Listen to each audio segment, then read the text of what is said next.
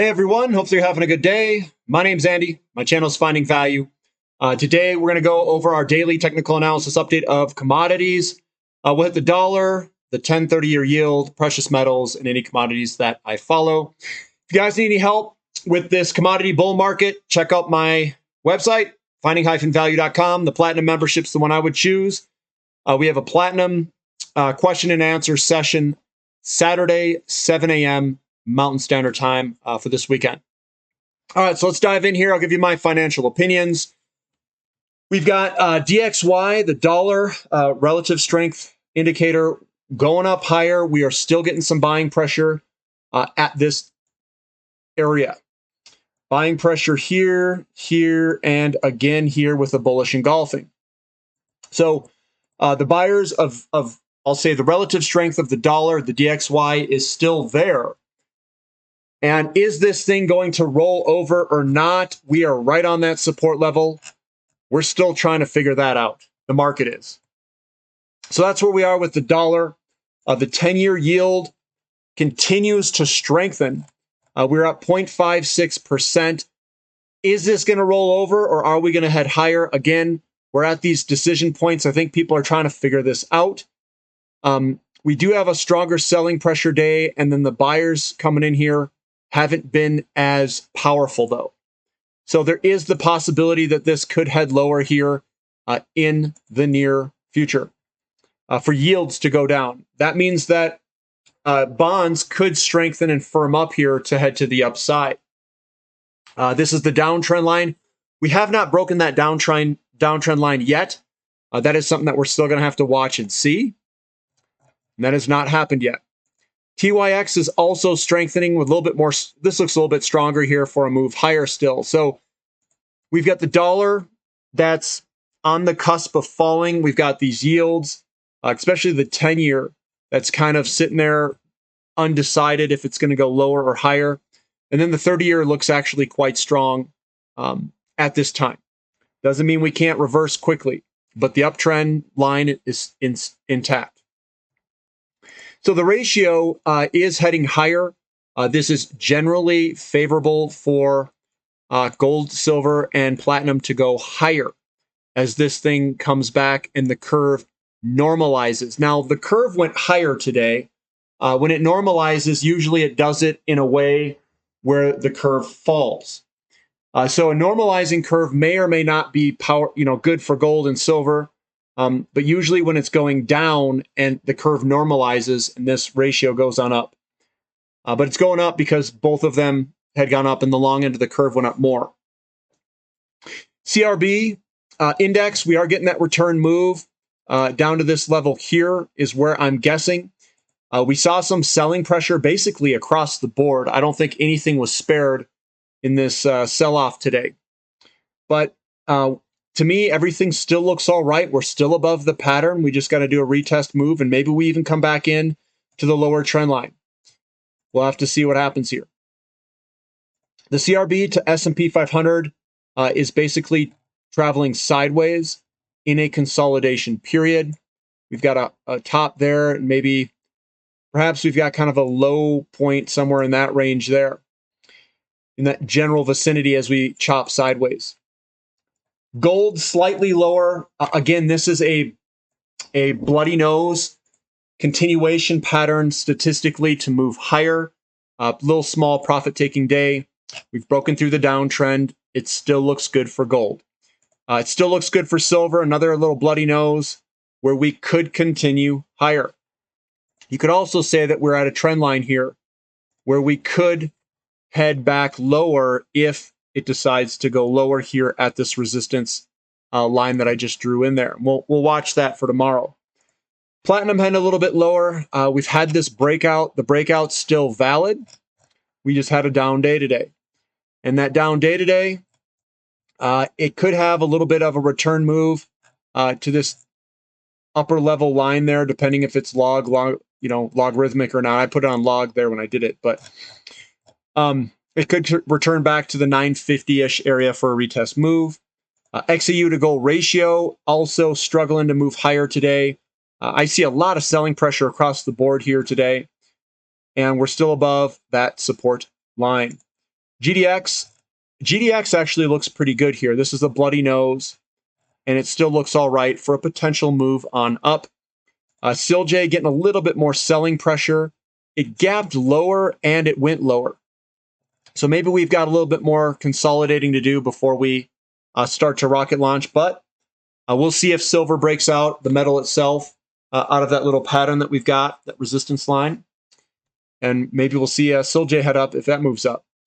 Now, crude oil down today. A lot stronger momentum going heading lower from yesterday. So that momentum did continue. This is a bearish engulfing. Did continue lower. We did break out to the downside, and we may consolidate further down here. So you guys, you didn't miss out if we get another move back here in this general vicinity. I think it's going to form another buying opportunity. And there is a lot of times where these guys do come back and move on up. So 70 something dollars is a possibility if it were to get pushed that low. We do have some support in this vicinity. I'm just going to grab this guy here in this vicinity down there, which is just below us. So there is some support below us. We'll see where we tap out down here. Inventories did go up a little bit. I know we released our last little splash from the Strategic Petroleum Reserve releases. And hopefully we find a bottom here in the next week or so. Week or two, I should say.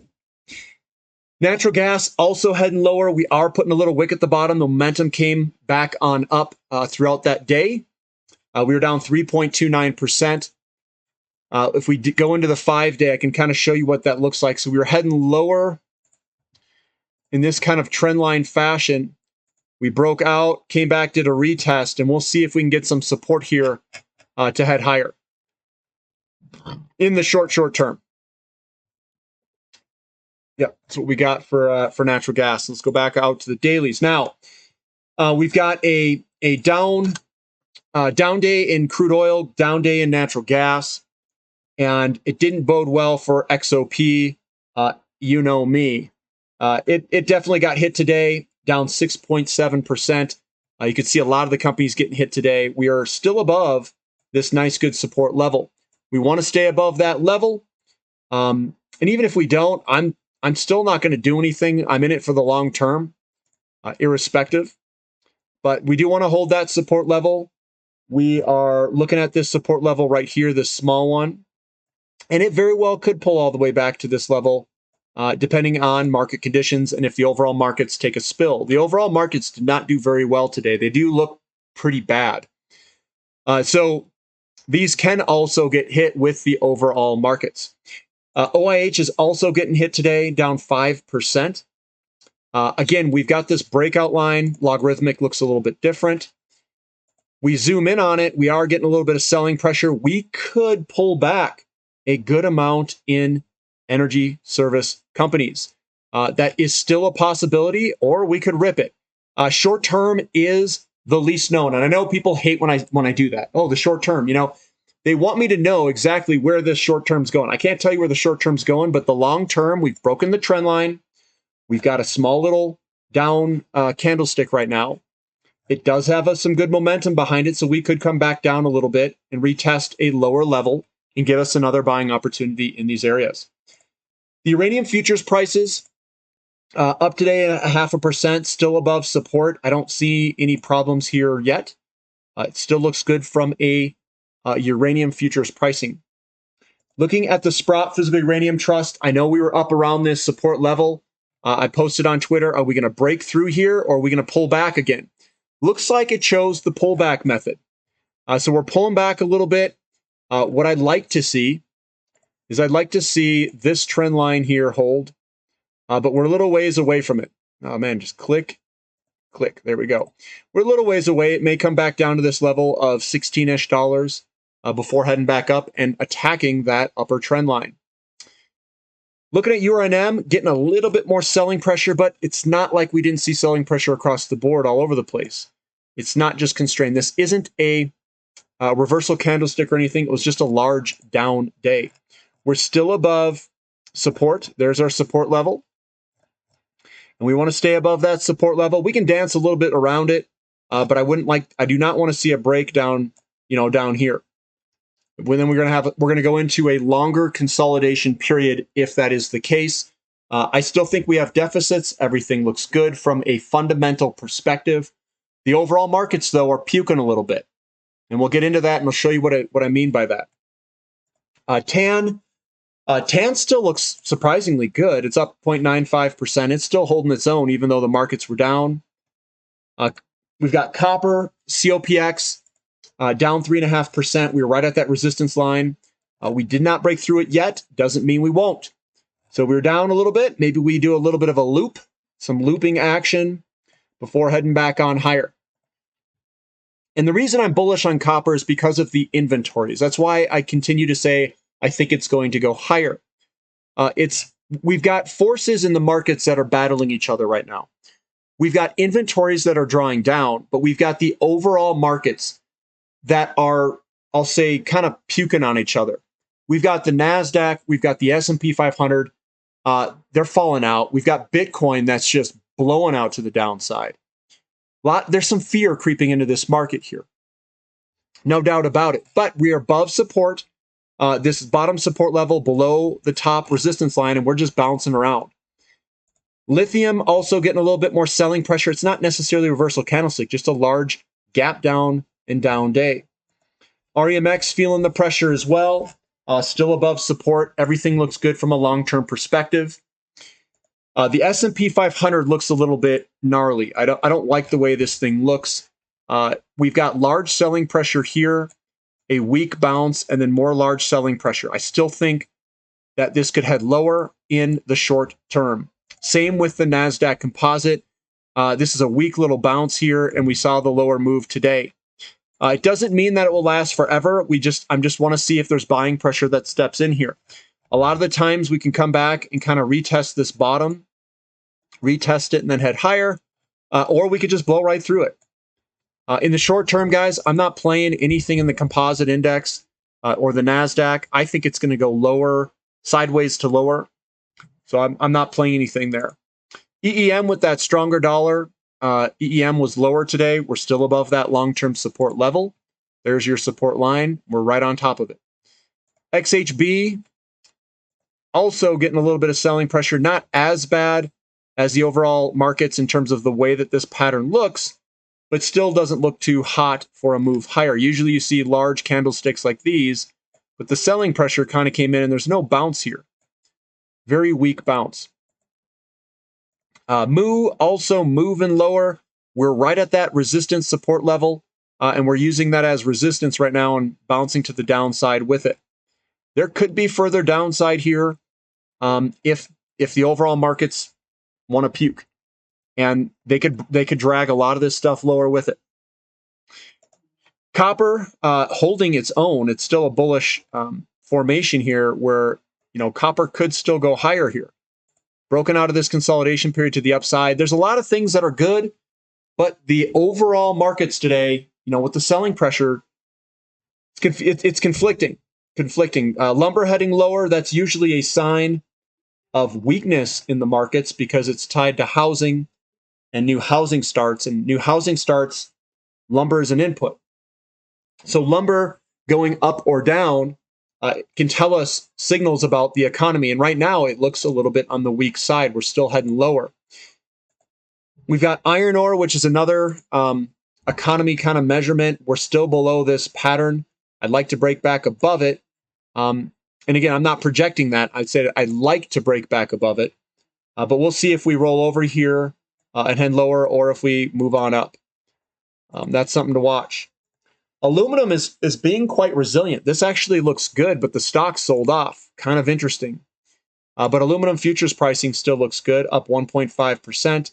The Baltic Dry Index looks like it's trying to get a falling wedge pattern here. Maybe a good buying opportunity in some of these dry bulk shippers in the near term here.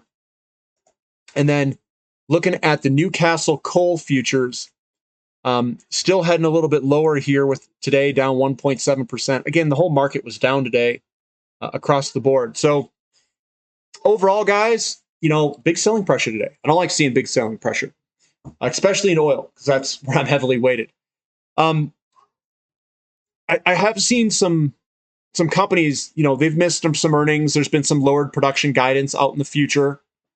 I'm going to hold on through it. That's my take on it. I still think that the overall market fundamentals, which is the imbalances in the system, the deficits in the inventories, still remain favorable for all the commodities. And the overall markets are definitely putting pressure to the downside on everything. So that's what I'm seeing in the markets right now. And we'll have to see when this thing turns around. It still looks like there's a lot of pressure in the markets. Let's look at Bitcoin real quick. I saw Bitcoin was doing some crazy stuff. Bitcoin USD is what I'll be looking at against the dollar. Down 13.6% today. It's a pretty strong closing as well. Lots of selling pressure going on. Lots of people freaking out. But that's a pretty big down move. If you kind of look at this from a big picture view, this looks like we've got further downside in Bitcoin and Ethereum and all the other ones. And I look at the pricing of that every once in a while. It's still consolidating in a very large move lower. So let's see what tomorrow brings for us. We do have some strong closings on some of these candlesticks, especially oil. We'll see if it turns around. We had a little bit more inventory added in today. Remember, it's the last splash of SPR release. So hopefully we get some more positive news coming up for next week's inventory numbers. Stay positive, guys. Give me a thumb up for the content. Subscribe to the channel. Subscribe to the membership if you wish. And we'll catch you guys later. This is Finding Value.